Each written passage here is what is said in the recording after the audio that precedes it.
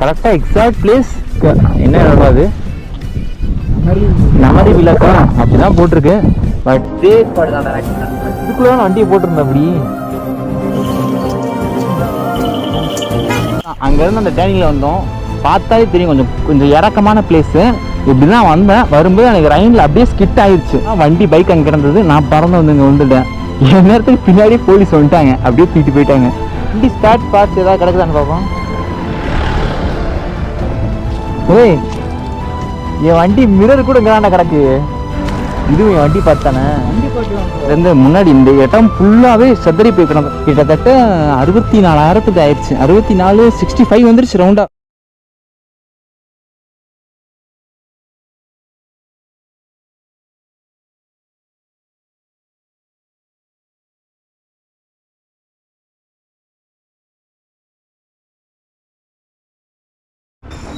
இப்போ நானும் இவனும் எங்கே போயிட்டுருக்கேன் அப்படின்னா, என் வாழ்க்கையில் இது வரைக்கும் அதாவது மறக்க முடியாத ஒரு சம்பவம் பண்ண இடம். அந்த இடத்த பார்க்குறதுக்காக தான் நான் போயிட்டுருக்கேன். அது ஆல்ரெடி எனக்கு ஆக்சிடெண்ட் இடம் தான். அந்த ஆக்சிடெண்ட் ஆனதப்போ நான் கொஞ்சம் கேரில் இருந்தேன். ஸோ அன்கான்ஷியஸாகவே இருந்தேன். ஸோ அதனாலேயே அந்த இடத்துல என்ன நடந்துச்சு, என்ன எப்படி நடந்தது, எது நடந்ததுன்னு எனக்கே ஒரு சஸ்பீஷியஸாக தான் இருக்குது. ஸோ டீட்டெயிலாக போய் பார்க்கலாம். அதாவது நான் ஃபஸ்ட்டு நான் விழுந்தப்பயே பைக்கை நான் ஷோரூமில் கொடுக்கும்போதே அந்த தாட் இருந்தது. ஸோ கண்டிப்பாக அந்த இடத்த போய் பார்க்கணும் அப்படின்றது. அதனால தான் ஸோ ஷோரூம்லேருந்து பைக்கை எடுத்த உடனே டேரெக்டாக வண்டி அங்கே தான் அங்கே விட்றா அப்படின்ற மாதிரி தான் விட்டுட்டு போயிட்டுருக்கேன். கரெக்டாக அந்த ஸ்பாட் தான்டா. ஞாபகம் இருக்கா? இந்த ஸ்பாட்டு தானே. இதோ இது இல்லை, இதுக்கு முன்னாடி வீடு இல்லை. வீடு இருந்ததா? இன்னும் போகணும். ஆனால் இதே மாதிரி டேனிங் தான். கரெக்டாக இறக்கம் கொஞ்சம் வந்து இந்த ஸ்பாட்டு தானே. இதே ஸ்பாட்டு தான்டா. ஆக்சிடென்ட் ஸ்பாட்டு இதே ஸ்பாட்டு தான். Same spot.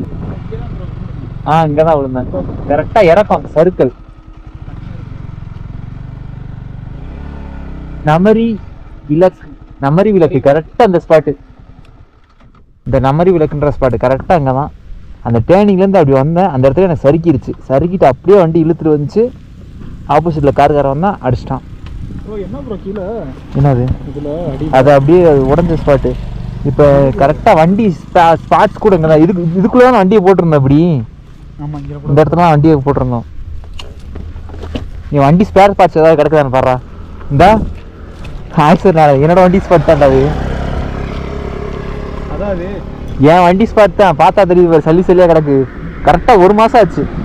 இன்னைக்கு செப்டம்பர் 20, ஆகஸ்ட் 15 ஆக்சிடென்ட் ஆச்சு. இந்தா ஃபுல்லாக ஸ்பாட்ஸ் எல்லாம் கிடக்கு பாருங்க. சல்லி சல்லியாக கிடக்கு.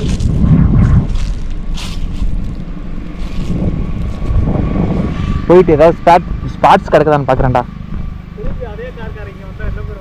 அவனை காதுல அடிப்பேன். அதே கார்காரன் வந்தான்னா இங்கே தான்டா கரெக்டாக இதில் அப்படி சறுக்கிட்டு அப்படியே மொத்தமாக இழுத்துட்டு வந்துச்சு. கரெக்டாக இப்படி தான்டா வந்தேன். எனக்கு அப்படியே சறுக்கிட்டு இப்படி வந்துருச்சு. அங்கேருந்து அப்படியே இடிச்சிட்டான். அந்த டேனிங் பார்த்தாலே தெரியும் எனக்கு இறக்கமான பழமான டேனிங்கு. கரெக்டாக வந்தேன், அப்படியே இழுத்துட்டு வந்துருச்சு. அப்படியே இழுத்துட்டு வந்துச்சு. ஆப்போசிட்டில் காரு. இந்த சைஸ் வேறு கொஞ்சம் சின்னதுங்களா, அதனால் வந்து இடிச்சிட்டான். கரெக்டாக இந்த ஸ்பாட்டில் தான், இதே மார்க்கில் தான். நீ இப்படி வாடா அடிச்சிட போறானுங்க எவனாது, அப்புறம் உன் பாடி தூக்கிட்டு தெரியணும். கரெக்டாக இப்படி இழுத்துட்டு வந்துருச்சு. இங்கே தான் விழுந்து கிடந்தேன். வண்டி ஸ்பாட்ஸ் ஏதாவது கிடக்குதான்னு பார்ப்போம். ஏய், என் வண்டி மிரர் கூட இங்கே தான்டா கிடக்கு. இந்த புதஞ்சிருச்சு பாரு. வண்டி மிரர் கூட இங்கே தான் கிடக்கு. சமாதி கட்டிட்டாங்க, அவ்வளோதான். இங்கே பாரு, 1 மாதம் ஆச்சா, அதான் புதைச்சிட்டானுங்க. 1 மாசமா? இதுவும் என் வண்டி பார்த்தானே. வண்டி பார்த்து தான் ப்ரோ. வண்டி பார்த்தான் தான் R15. கலரை பார்த்தாலே தெரியல. இது இந்தா இதுவும் தான். இது முன்னாடி இது ஃப்ரண்ட் பேஸு. சல்லியாக கிடக்கடா எல்லாமே. அக்குச்சுக்கா 1 மாதம் ஆச்சு. இப்போதான் எனக்கு காயமும் சரியாக இருக்கு. வண்டியும் கிட்டத்தட்ட சரியாயிட்டான். என்ன மனிதன் நிறைய வேஸ்ட் ஆயிடுச்சு. எல்லாமே வேற எங்கடா போகும்? பிளாஸ்டிக் மக்கா. அது பிளாஸ்டிக் வேற மழை அடிச்சு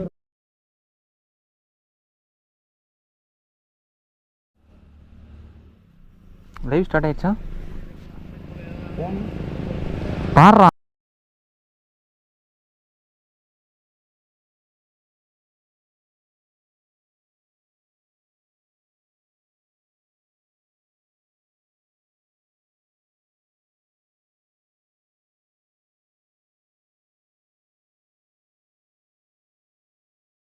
என்ன சொல்லி லீவ் போட்டு வந்திருக்கீங்களா தெரியும்.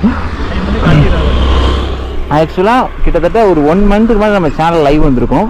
அந்த லைவ் எங்கே கட் ஆச்சோ அங்கே இருந்தால் அப்போ ஸ்டார்ட் பண்ணியிருக்கேன். வேறு எங்கேயுமே கிடையாது. எனக்கு ஆக்சிடென்ட் ஸ்பாட்டுக்கு முன்னாடி தான் லைவ் கட்டாச்சு. அந்த ஸ்பாட்டில் தான் வந்து இப்போ லைவ் போட்டிருக்கேன். ஸோ சொல்லப்போனால் என்னோடய இட்டாச்சியும் ரெடி ஆகிட்டான். கிட்டத்தட்ட இன்னைக்கு 2 வீக்ஸ் முன்னாடி ரெடி ஆகிட்டான். பட் எனக்கு உடம்பு சரியில்லை. இப்போ தான் என்னோட காலும் ரெடி ஆச்சு. அதுக்கப்புறம் தான் எடுக்கலான்னு வந்தேன். கரெக்டாக இதுதான் எனக்கு ஆக்சிடென்ட் ஆன ஸ்பாட்டு. மூணாறுலேருந்து இடுக்கி போகிற ரோடு தான். கரெக்டாக எக்ஸாக்ட் பிளேஸ் நமரி விளக்கு என்ன அது நமரி விளக்கா அப்படி தான் போட்டிருக்கு. பட் கரெக்டாக அந்த போர்டுக்கு முன்னாடி தான் எனக்கு ஆக்சிடென்ட் ஆச்சு. இந்த டேர்னிங்கில் தான் ரைன் டைம். அப்போது ஃபுல்லாக ரைன், இந்த ரோடு ஃபுல்லாக ரைன் ஓடிட்டு இருந்தது. கரெக்டாக அப்படி தான் வந்தேன். வரும்போது அப்படியே ஒரே ஸ்கிட்டு. வண்டி வரான். சார் லைவ் காமிக்கிறோம்.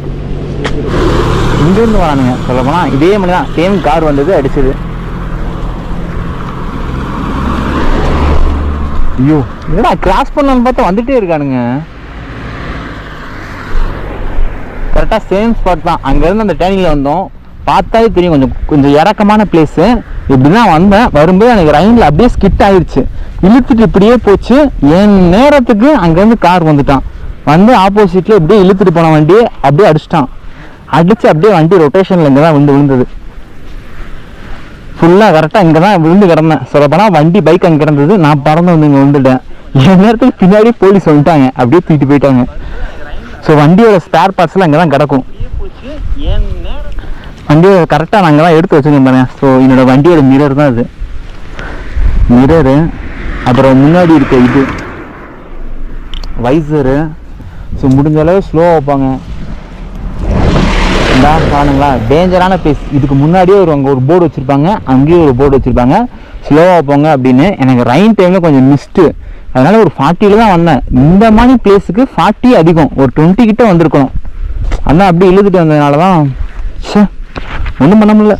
சரி ஓகே, வண்டி ரெடி பண்ணியாச்சு, எடுத்தாச்சு. இதெல்லாம் வண்டி ஸ்பேர் ஆகுது. எல்லாமே வண்டி ஸ்பேர் தான்டா. அந்த இடம் முழுக்க ராமா. இது கரெக்டாக முன்னாடி இருக்க ஹெட்லைட் வருதுன்னு நினைக்கிறேன். சல்லியாக போச்சு. ஜப்பானில் மேனுஃபேக்சர் பண்ணியிருக்கானுங்க. முன்னாடி இருக்க ஹெட்லைட் இன்னும் நிறையா ஸ்பாட்ஸ் இங்கே தான் அப்படியே ஃபுல்லாக சல்லியாக கிடந்தது. அந்த பக்கம் கிராஸ் பண்ணிக்கலாம். இங்கே தான் வண்டியை போட்டிருந்தோம். சுத்தமாக ஓட்ட முடியல.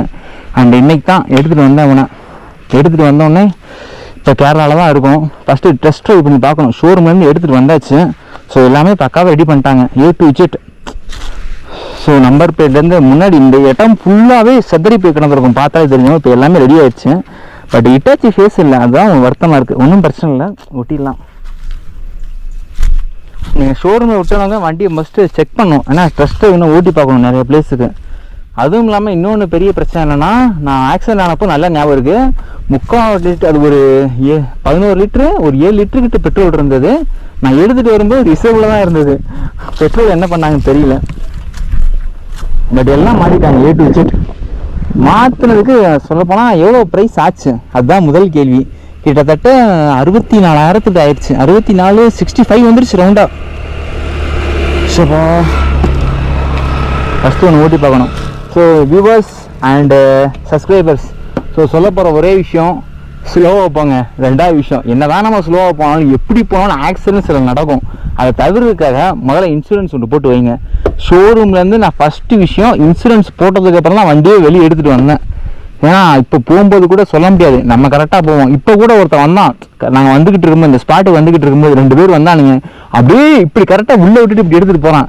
ஜஸ்ட்டு மிஸ்ஸு, இல்லாட்டி இன்னொரு ஸ்பாட் அவுட் ஆகிருக்கும். இந்த மாதிரி நிறைய இன்சூரன்ஸ் நடக்கும். ஸோ முடிஞ்ச அளவு insurance own damage, third party கிடையாது, ஓன் டேமேஜ் போட்டு வைங்க. இப்போ தான் கமெண்ட்ஸை நான் பார்த்தேன். இதுக்கு முன்னாடி நான் ஸ்பாட்ஸை பற்றி பேசிக்கிட்டு இருந்தேன். கார்த்திகேயன் எவ்வளோ செலவாச்சு ப்ரோ? கிட்டத்தட்ட 64,000 ஆயிடுச்சு ப்ரோ, சும்மா இல்லை. ஏன்னா அந்த ஃபுல்லாக டேமேஜ் ஆயிடுச்சு. இந்த இடம் என்ன என்னோட நல்ல விஷயம் என்னன்னா இந்த ஃபோர்க்கு மட்டும் டேமேஜ் ஆகலை. உள்ளே பார்த்தா சின்ன கீரலோட தப்பிச்சிருக்கு. இந்த ஃபோர்க்கு மட்டும் டேமேஜ் ஆகிருந்தது அப்படின்னா கிட்டத்தட்ட 11,000 12,000 வரும். ஏன்னால அது இந்த ஃபோர்க்கு டேமேஜ் ஆகலை, அதனால தப்பிச்சிருச்சு. அப்பாடா, இன்னும் இந்த முட்டியில் என்ன பெயிண்ட் இருக்குன்னு நினைக்கிறேன், சுத்தமாக உட்கார முடியல.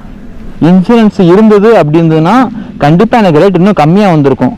ஒரு 55,000 கிட்ட கிளைம் ஆகிருக்கும். ஒரு 5,000 கட்டுற வரைக்கும் எடுத்துகிட்டு வந்திருப்பேன். என்னடா அது டேட்டா முடிஞ்சதா லைவ் போட்டதுனால? இல்லை 4G தான் இங்கே கிடைக்கிது. 5G போட்டதுனால லைவ் ஸ்ட்ரீமிங் கம்மியாக இருக்க வாய்ப்பு இருக்குது. சரி ஓகே, இந்த ஸ்பாட்டில் இருக்க எனக்கு பேட் மெமரிஸாக நிறைய பேர் கவுண்ட் பண்ணியிருந்தாங்க. ஸோ அன்றைக்கி செம்ம ரெயின் டைமில் நீங்கள் ட்ரைவ் பண்ணும்போது உங்கள் டயரோட ஏர் ப்ரெஷர் ஒரு 25% கிட்ட தான் இருக்கணும். நான் அன்றைக்கி 100% ஃபுல் டயரை ஃபுல் வார்மில் வச்சுருந்தேன். அதனாலேயே என்னமோ ஸ்கிட் ஆயிடுச்சு. இந்த க்ளவுஸ் மட்டும் இல்லாட்டி அன்றைக்கி இந்த கீரல் என் கையில் ஏற்பட்டிருக்கும்.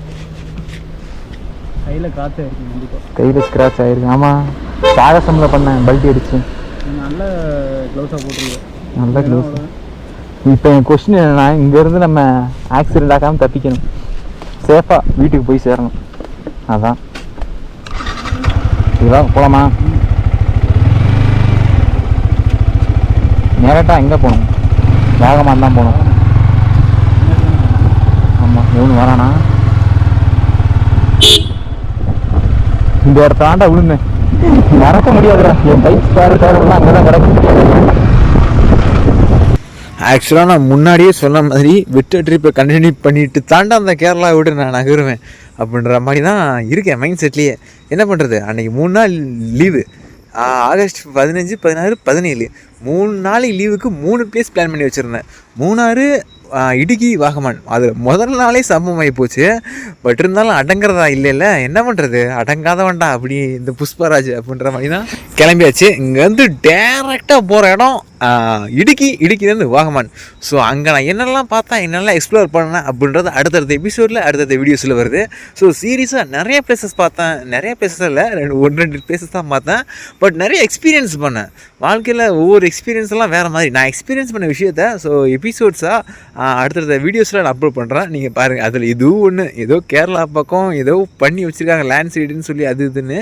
இதை விட இன்னும் நிறையா தரமான சம்பவங்கள்லாம் அப்கமிங் வீடியோஸில் வரும். ஸோ பாருங்கள். டாடா பாய், see you soon.